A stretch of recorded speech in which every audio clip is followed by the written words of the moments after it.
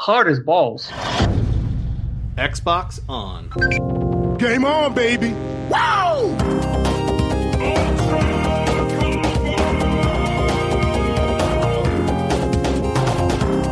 Don't make a girl a promise you can't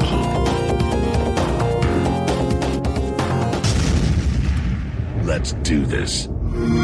Hello and welcome to Xbox One Party Chat Podcast, the official podcast of the Xbox One subreddit. I'm your host, Ross Miller, and I'm joined by everyone's favourite MV cheese. It's Rhys. Oh, that was good. I was like, where's he going with this? What's he going to do? The MV cheese. The I like MV it. cheese. How you doing, man? I'm very, very well, thank you. And the queen of cosplay is Carina. Hey all. It gets worse every week. Yeah, you're terrible at the first introduction. I cringe at myself. It's bad. How did you even date? Like, I didn't. You just didn't. I just panicked. I panicked, and then, yeah, I just didn't. It's what walked in the room. Hey all, one of you's here for me. Not quite sure which one, but I'm here. That's exactly how it went. Not everyone dates like you, Ross. Oh, I'm just like super confident and just walk into the room and just hello. And then I get asked to leave as quickly as I came in. But anyway, we usually get this podcast started with what we have been playing. So we will go on to the indie game of the week a little bit later. But Rhys, what have you been playing this week? Basically the same as last week. I played a bit of Monster Hunter. Once again, wanted to smash my controller after fighting a Elder Dragon for 47 minutes and then wiping in the final phase when he was like maybe 10, 20 hits off death. That always feels good. I hate video games. Don't be scared to run away. Yeah, but well, you have to actually. Yeah. But other than that, I tried out a bunch of indie games this week. When I sort of had some sort of spare time to just whack them in and see what was up. I played what's it called? Xenon Valkyrie Plus, a little like 8-bit side-scrolling retro style platformer, but it's also like a roguelike. Yeah, I've heard of this. Yeah. They had the developer, really nice guy, a French dude. He who has been on the subreddit before doing an AMA. He did one for this game as well, just last week. And so I thought I'd give it a try in honor of the AMA. And it's actually, it's pretty entertaining. It's hard as balls, obviously, because, roguelike, prepare to die. That's basically, what I was playing. I also tried a little bit of Claybook. Have you guys tried that? Yes. That's actually what I was going to talk about. Yeah. It's, well, I'll let you have all the glory, but, aside from, one of the most broken cameras I have ever encountered, but it's early access, so I can forgive. It's a very interesting concept, I thought. But I'll let you have the glory on that one. I'll pass the cup to Carina. What have I played? Oh, I went to check. What? You just I'll let you talk about Claybook, then I'll just go straight to Carina. Wait, sense in that. Just bypass Ross. Ladies first. That's right. Why I went first, and now Carina. Wait. Oh yeah. What have I played this week? Oh, I decided to check out the hoverboard bush thing. Oh, see how'd if it that go? Worked. Not very well. Turns out the hoverboard doesn't exist in the Battle Royale mode, only exists in the actual standard game. So I was a bit disappointed. I was like, nah, man, there goes my bush, trick, but hey-ho. So I played some Fortnite, just because it was quick when I've had some breaks, I've, nipped on, played Fortnite. Got in the hype zone for Fortnite on Mixer, which, for the first time, because obviously they've introduced Fortnite now into hype zones, and I think they've just brought out Smite into the hype zones, or they're about to. So that was quite interesting. How would you get Smite hype zone? I don't know. That would be really weird, because MOBA games go back and forth, and they can be won or lost thanks to a single mistake that can just instantly lose a battle. They get really tense the longer a game drags on. I'm not too sure. They've only just announced it, so I'll be quite curious to see how they bring that out. Unless it becomes esports, essentially, I don't know. Which also I watched. Apparently there was some PUBG esports on. I watched it and watched everyone go pro, and I was like, I will never be able to get to that. No one used a pan. I was disappointed. I was like, how can you be pro and no pans? Like, that should be a rule. Should be pans only. Can we have a pans only mode, please? That would be amazing. I've seen Battlefield like knife only servers, like 32 on 32 knife only. So can you imagine like 100 with just pans? See, that's what they should do. That is definitely what they should do. Well, for me, it was my birthday last week, and I got a very, very nice gift. I was behind in the times, and I didn't have a functioning. No, I didn't have an Xbox One X, and now I do. That's nice. Yeah. So you're in the 4K club. I have only turned it on for about 2 hours, even though I've had it since Friday. But weekends getting away and drinking over birthdays and feeling sorry for myself the next day and all that kind of thing. But apart from that, so the first game, or one of the first games that I loaded up on it was, just because I wanted to play it, was Playbook. Yeah, so now I will permit you to talk about Playbook. So my son was over, and I thought this seems like a very good game for me and a 7-year-old to sit down and play and have some fun with. And you know what? Other than the aforementioned camera, which isn't as bad as what Rhys is making out. It isn't. Bad. When you get used to it, it is entirely fine. It is a fun little game. The puzzles, so to say you are literally bits of clay, and you have different objectives on each map that you have to go, like filling up a basin full of liquid. You can morph into different clay shapes to try and help you along that. And it's just puzzle after puzzle after puzzle. And I'm having a lot of fun with it. I find it quite relaxing. It's so pretty. Yeah. It's gorgeous. You see a kid that's holding a game joypad as if he's meant to be controlling you, the bit of clay. How that's possible? I've got no idea. Like, this is obviously a really smart kid that has managed to program his clay to react to his game joypad, but who knows? Also, when was the last time you heard it called joypad? A long time. Not long after joystick. And Joy-Con. Speaking of joy, Clay was very excited, actually. That's Clayton. He was like, "Oh, Playbook, I can't wait to play with myself."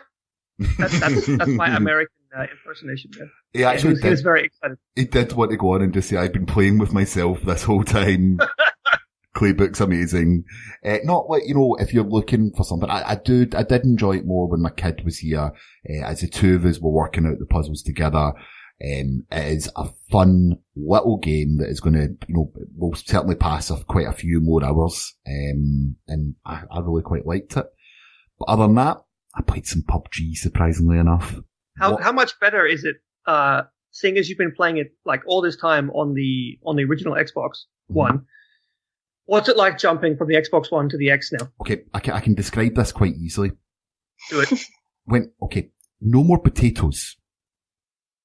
What? Oh, I'm jealous. Yeah. So no more potatoes. When you landed, basically the houses were just giant potatoes that you couldn't walk into.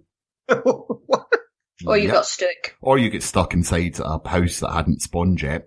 And you sort of had to wait for it to spawn so that you could actually go inside the house. Oh. Yeah, I know. I'm selling the game well here. But on the X, when you jump from the plane, you can see the house. As soon as you land, you can get into it. And that alone makes such a difference. So no more potatoes. I'm going to tweet that out with the Xbox One X. That should be the marketing slogan.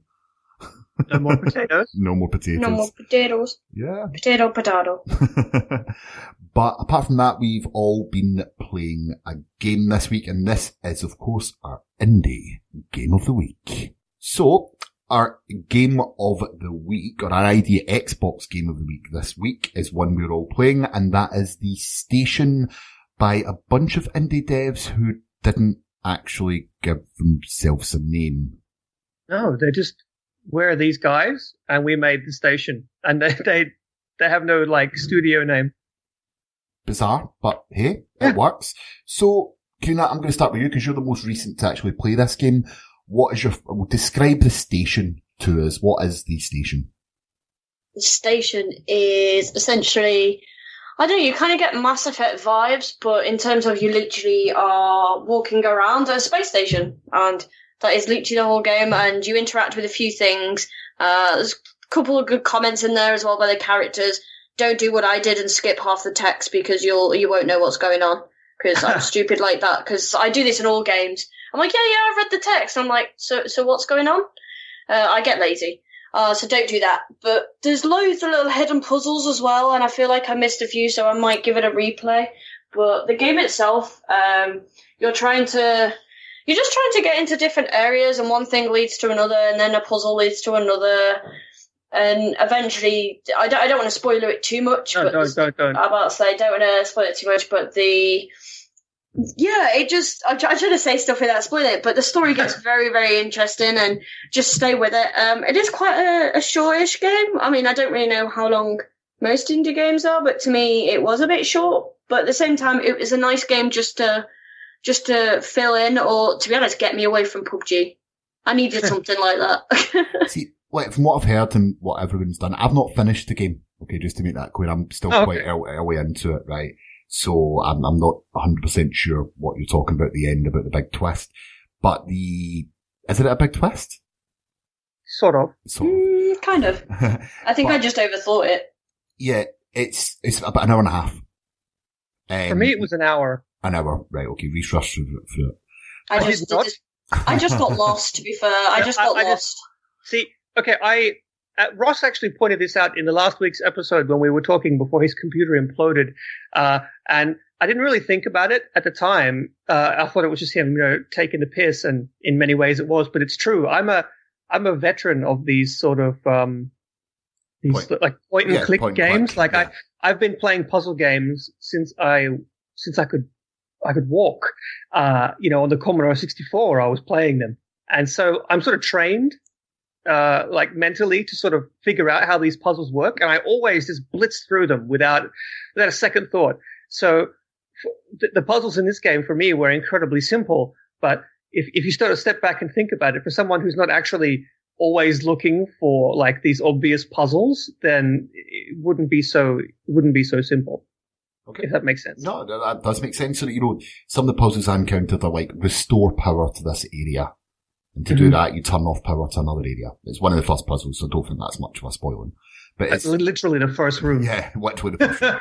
But it's that kind of thing, as you said, is if you understand the logic of these types of games, then you just sort of sail through them. Yeah. I am a fan of games of this kind of length. And the reason being is that a game that I can sit down, I can stream, I can just have a bit of fun with that distracts me from whatever main game I'm playing at the moment. PUBG for you, Monster Hunter, is a good thing in my book. I do these types of games. And it's quite a lot of these walking simulators, as they're called, going around at the moment, or certainly within the last few years. But I do enjoy the experience of just being taken into a narrative for a short period of time and enjoy myself there. And I may give it another, play through if I really, really enjoy it. But, it's our game of the week, so, we must have liked it, I suppose. Yeah, I mean, I really enjoyed it. For me, it was like, because it's an indie game. It's made by 4 dudes, so it's a little bit clunky. It is pretty, though, I have to say. I don't think I've ever seen the Unity engine look this nice. But, it's short, and it's a little bit clunky, but, you get what you pay for. It's very cheap, and it's, like you said, Ross, you can sit down, and it's like basically watching a movie. You watch a movie in an hour and a half, 2 hours, and you can play through this game in the same length of time. And it has a really interesting story that hasn't actually been really done in a video game before, I don't think. It's very clever, without being pretentious. A lot of science fiction gets pretentious. I'm looking at you, Mass Effect. But it's just a fun sort of like one and done, or maybe two and done experience, for a small amount of money. And it really it's good to have these shorter games, especially when you're an adult and you've got all these awful real life responsibilities. That's just the worst, right, guys? They're just awful. It's just terrible. So yeah, for me, it was really nice, and it has a good atmosphere, and it's a bit spooky. It made me jump. Karina, did the jump scares get you? Oh, yeah, the one with the... I'm not going to... Yeah. There's the jump scare. Yeah, okay. It nearly made me drop my controller. I was playing it like 1:30 in the morning with the lights off, and I was like really sort of enjoying this sort of spooky, empty atmosphere. We know, ooh, what's happened in the station, what's going down, it's getting it. It scared the crap out of me. Rhys, you and I live very different lives, if that's what you're doing at 1:30 in the morning. No, I said I've not finished it. You've made me want to go back and play it a little bit more. But for the listeners, you can have your chance to have a play of this game yourself. If you go on our Twitter between Friday and Sunday at Party Chat Pod, we're giving away a couple of codes for the game. And if you've got any thoughts on the game, then tweet us at the same address. Is it an address? Twitter? Do you have a Twitter? I think it's a handle. It's a handle. It's a handle. Twitter handle, yeah. Yeah, just as why I don't work in social media. Yeah, that would be weird. That would be weird. Right, let's find out what's been happening in the subreddit this week. You're listening to Xbox One Party Chat Podcast. This week in the subreddit. First story this week is the new games on Games Pass for March have been announced, and guys, it is an absolute belter.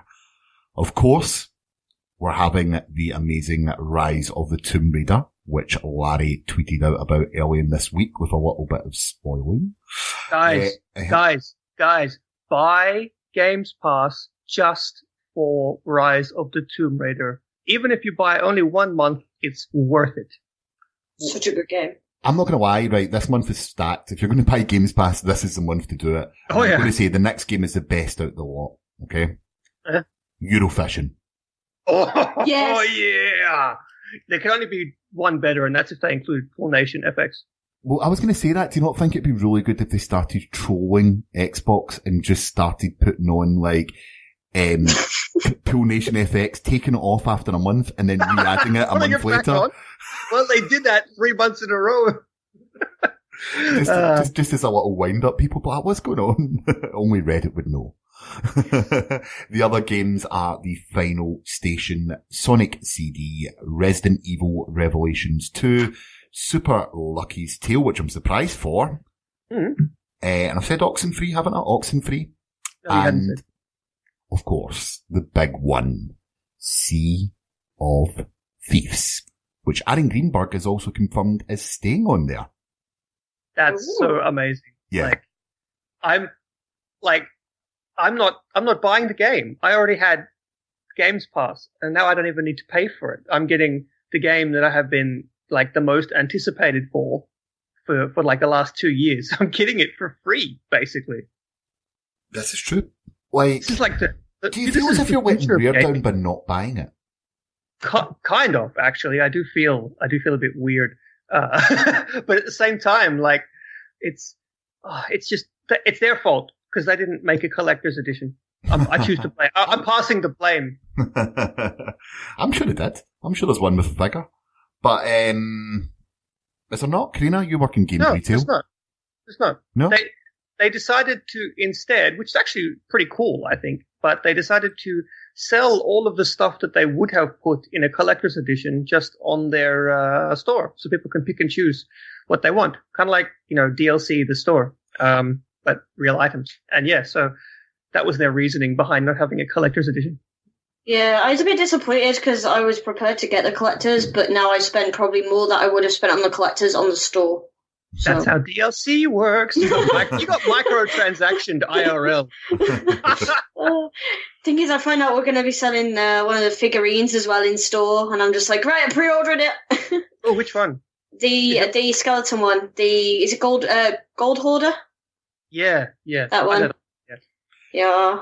Now, back to the question. Now, obviously, with exception to Sea of Thieves, what would be your pick here? And I just want to talk about a game here. Myself and my ex used to like playing split screen games, as a lot of people with partners and things like that do. I I already know what's coming. And let's just say, Brick time. if you are playing Resident Evil Revelations 2, there is a good choice of character to go and a very, very bad one. Because you will spend most of the game, if you go the second character in Resident Evil Revelations 2, walking about with a brick and a torch. Yep. Your job is literally to shine the torch and hurl bricks that you pick up off the ground. No, Rhys, that's not true. Now and again, you have to climb through a very small space to let the other character through a door. Oh, that's right. Yeah. But primarily you are a torch. Yeah, primarily you are a torch. Why did anyone think that was a good idea for a game? Oh, that was so funny. It's just, as soon as you said that, I knew, because you and I had both talked about this, I think off camera at some point together. It's just so funny. I've got like this big smile on my face because I went through this exact same thing with my ex-girlfriend. It was just no one wanted to be the brick girl. Brick girl. It's literally, you're a little girl. You are a little child. girl. You throw a brick. Carina wants to play this now. Yeah, I do. That's it now. We have to stream, Carina, and you can actually just stream the whole game through the perspective of Brick Girl. See how far I get throwing bricks. Does anyone else feel it's a bit of a cop-out to have previous games with gold titles in there? I'm surprised that it's not already in there. What? Yeah. Not like Oxenfree. You know, like, that was a Games with Gold title not long ago. Yeah, but I mean, it's a good game, and if you missed it on Games with Gold, now you can get it as part of the thing. Yeah. If it was the only game added this month, I'd be like, what? Yeah. But I mean, come on, we also get Rise of the Tomb Raider, which is one of the best AAA games I think ever made. So let's talk about it. Rise of the Tomb Raider. Are you surprised that it's on there? Yes. I wouldn't exactly say soon. And yeah, with a movie coming out, it makes perfect timing to add Rise of the Tomb Raider onto there. You know, the first game was Games of Gold. You can now play, in my mind, the better sequel. It's definitely better. Oh, Ross? Yeah. Boot that thing up on the X. You will be blown away. I'm looking forward to that. Now, I actually own this game in disc. Yeah. So one of the few discs that I ever bought. So I'm actually just liking the fact. I also own all the DLC for it. So I'm really looking forward to playing through it again without having to put a disc in my machine. If I can get through the entire time of owning an X without putting a disc in it, I will die a happy man. Haha. I definitely recommend you try out the advanced. It lets you choose. I recommend like the high graphics setting. It's incredible. I mean, you can choose 4K textures, 4K resolution, which looks really nice and crisp, or you can choose 1080p 60 FPS, which is, smooth. But then there's the high graphics version, which is 30 FPS, but it looks amazing. I can't wait to see your hair move. Oh yes. I love how that's like special, like legit special technology just for Lara's hair. Like Nvidia uses that in like corporate demonstrations. Well, last of course, I just want to talk about. I want to just talk Super Lucky's Tale. I haven't played it. You both have. Worthwhile addition. Absolutely. Oh yeah, definitely a good filler game. Mm-hmm. See, this is what I'm hearing. Like, I've seen a few people on Twitter saying, yeah, it's all right. And then I've seen a few people saying it's massively underrated. I've never heard anyone say it's bad, but for me, it does sound like a filler. I've got a few hours to kill. I'm quite happy to play through it. It's cute and it's funny. It controls well. It plays just like Crash Bandicoot 1, 2, and 3 on the PS1. Like it's a sort of like, it's not a 3D platformer. It's sort of like 2.5D, I guess. So it plays like it's on a 20-year-old console. Yeah, basically. No, that's mean. It's just a fun little game, especially good for if you've got kids. It's so good for kids. Like, just the way everything is like designed with like sort of simple colors and geometry. It's a fun game. It's definitely not going to be anyone's game of the year, but like you said, no, I don't think anyone could ever describe it as bad. Right. Because I heard Ukulele or whatever it is described as bad. Oh yeah. Ukulele definitely has some highs, but the lows are so low. And of course, the last game we're going to talk about is Sea of Thieves. I still can't get my head around the fact that this is on here. Rhys, you said you're no longer buying it. I want to know, we once described EA Access as the best value in gaming. With Sea of Thieves and Rise of the Tomb Raider, is this it over? Is this now the best value that you can get in gaming? Yeah, done. Definitely. And there's 150 other games to play. Every So Halo, many. every, like all the Forzas, all the Gears of War games. It's, there's something for everyone, from like old arcade classics to new AAA games. It is the best value in gaming, bar none. Doesn't have all the Forzas. Doesn't it? I thought it had all the Forzas. No, not at all. Which ones? I'm not sure. I don't know what ones at all. Yeah. I could be wrong, but it has a Forza, so if you like to drive, there's at least one there. But I mean, imagine it, you know, you get a new Xbox. Like, it's not such a good value proposition for people like us who already bought all the older games. But, you know, now, of course, at least it wasn't. But it was always amazing value for someone new to the console. You know, you just buy it and, you know, you can drop down enough for a month, a small amount of money, and you've got this gigantic library of games. But now that they're adding newer games, Super Lucky's Tale, Resident Evil Revelations, Sea of Thieves, even the Final Station is a new game. And they're going to be adding. It was free.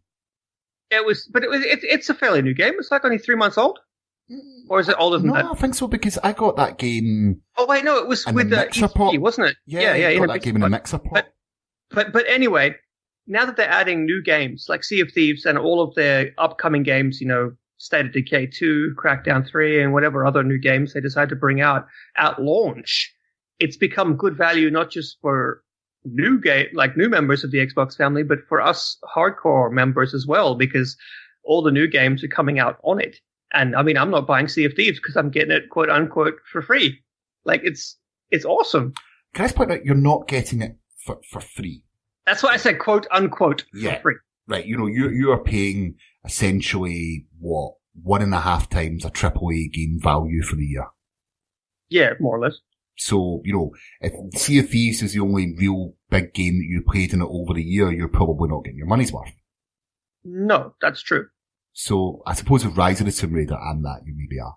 But, you know, it's one of those things, is this are there still going to be people that rush out and buy Sea of Thieves because they don't want to be paying a monthly fee for it? Yeah, some people just don't know about it too. I guess there's people like Carina who want to own the disc or whatever.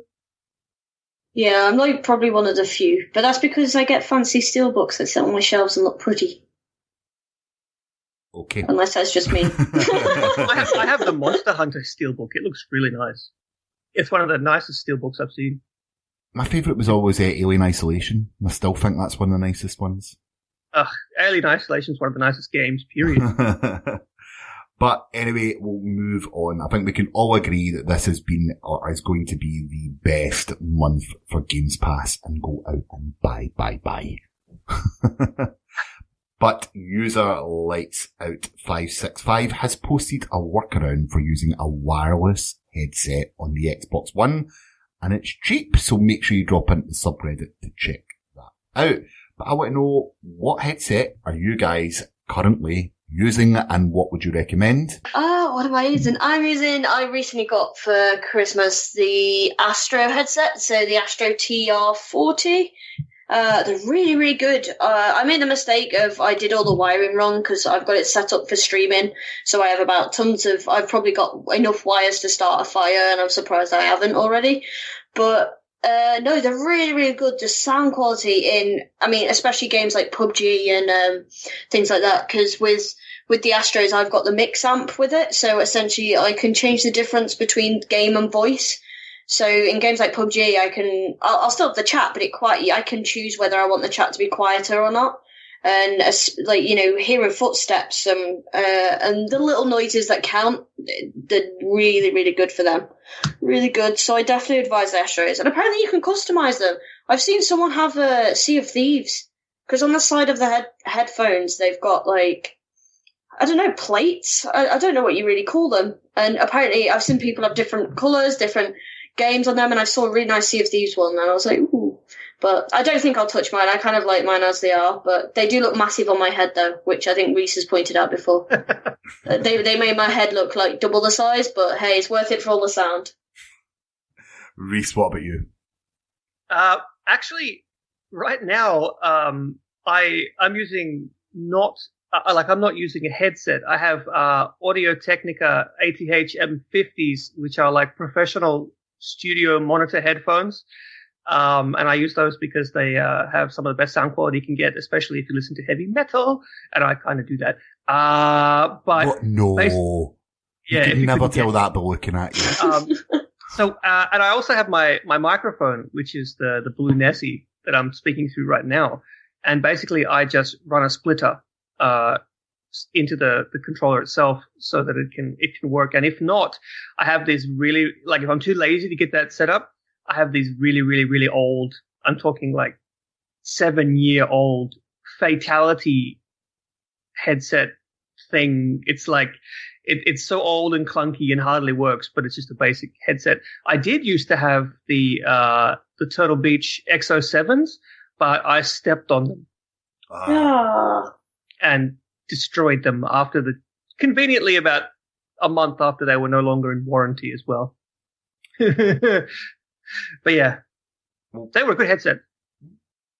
Well, for me, I grudge paying for an expensive headset, and that's just because my kid keeps on destroying them accidentally, especially when he was a toddler. He probably wouldn't now, but I tend to either use just the Xbox One stereo headset with the adapter, which is perfectly fine, or and I've got to take these off. These are cheap as anything.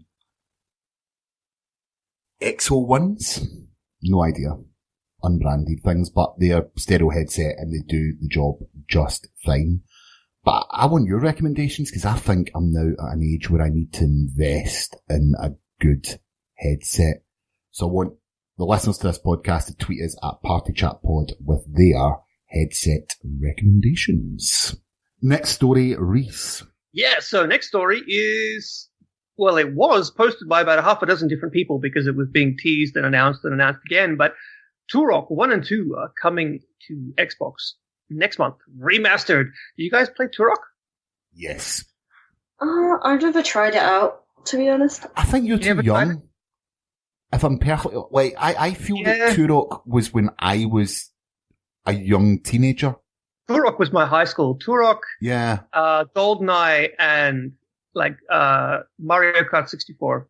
Yeah, those were like Mario Kart 64 though. Yeah, that's not coming next week. No, that's definitely not.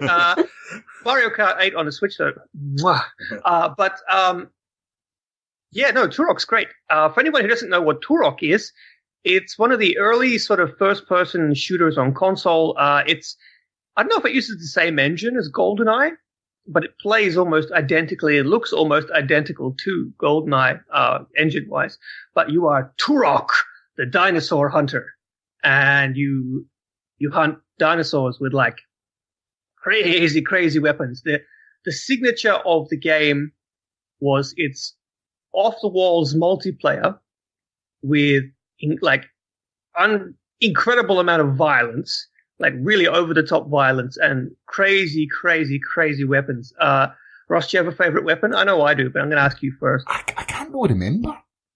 Okay. I really can't. I remember the game. I remember shooting things, but I can't remember what I was shooting them with. A bow and arrow, I remember that. But, yeah, the bow and arrow is iconic. Okay, do you remember the poison arrows for the bow? Yes, I do. Yeah. So when you shot someone with the poison arrows, they'd start vomiting. Like, they'd vomit green for a long time, and then they'd start vomiting red. They'd puke their own guts up and die. It was amazing. But the best weapon in the game was the cerebral bore. Yes. And it was like a super weapon that you only had one shot with.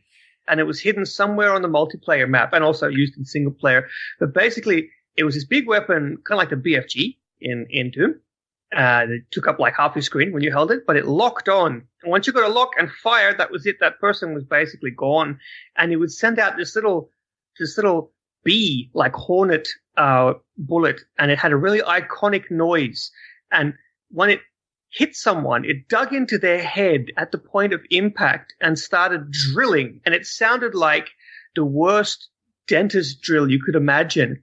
And like the person is there and like their brains are just like pouring out of their head in a giant fountain as they stand there going, "Ah!" and the drill's going, and all of the blood is just pouring out in this ridiculous fountain. And the death animation takes ages before they finally keel over and die. It's stupid. It's as stupid as it sounds. But when you're a teenage boy, that was like the coolest thing ever.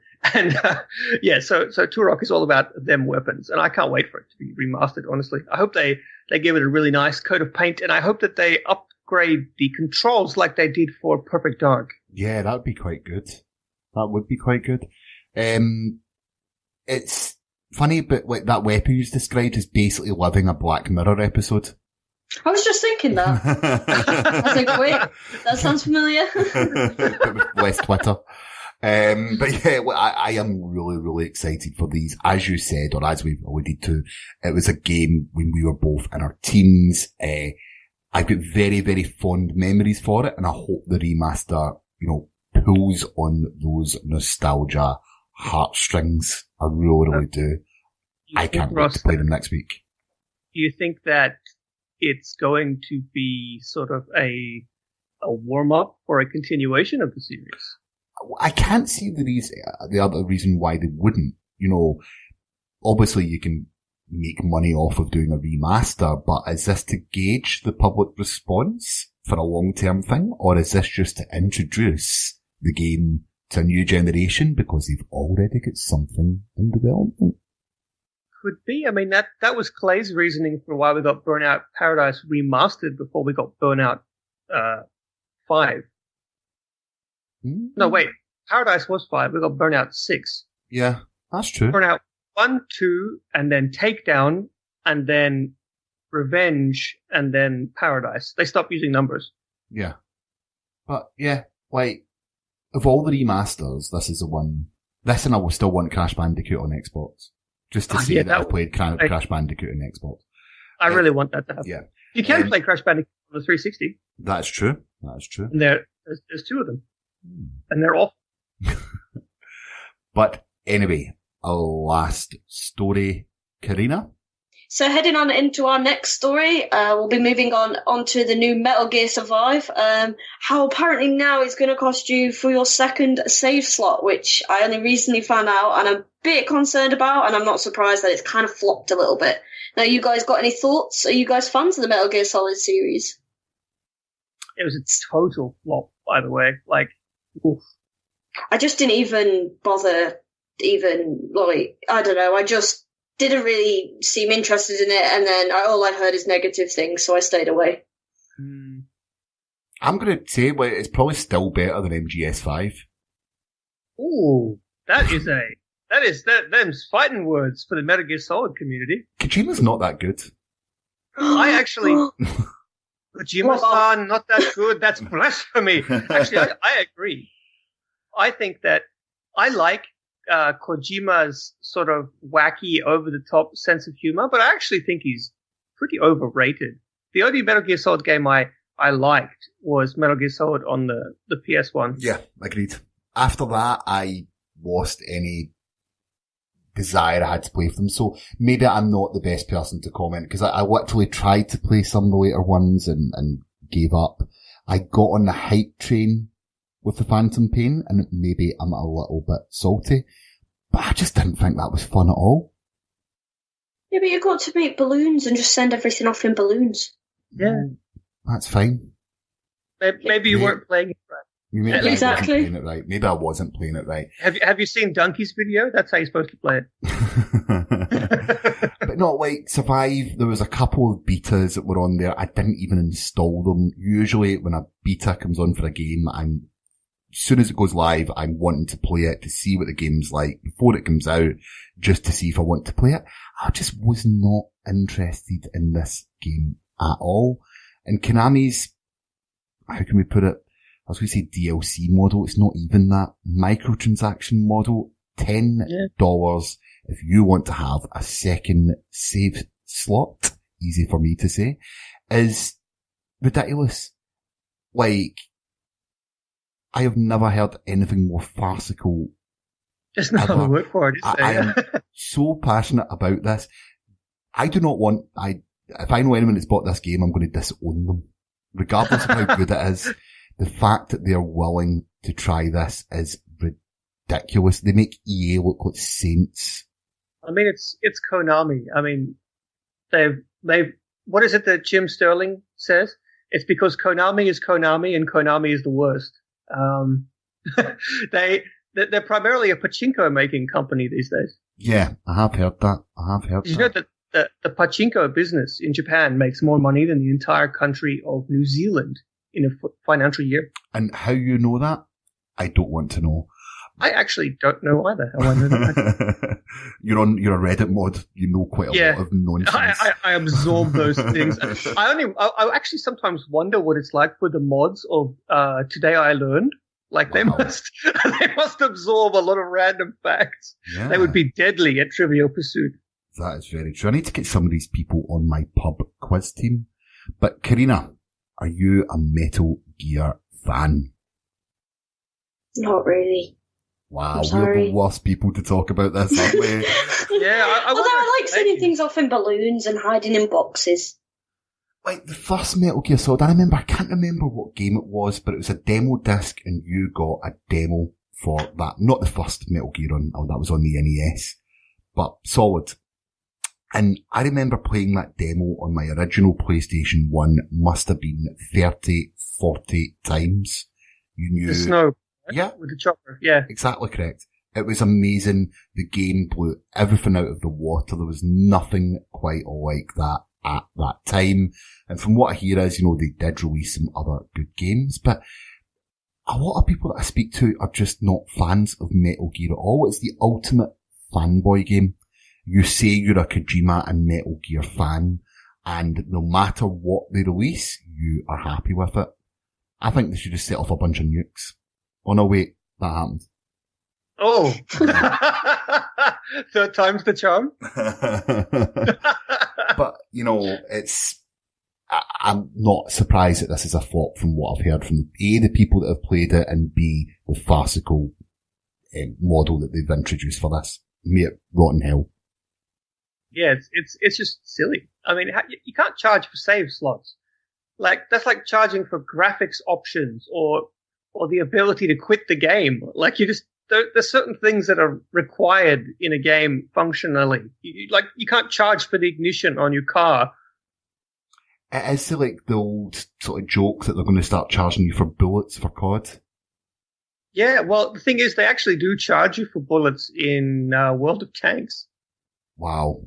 Yeah, you can buy gold ammo. Why? Ooh, gold ammo? Yeah, it does more damage. So it's literally pay to win?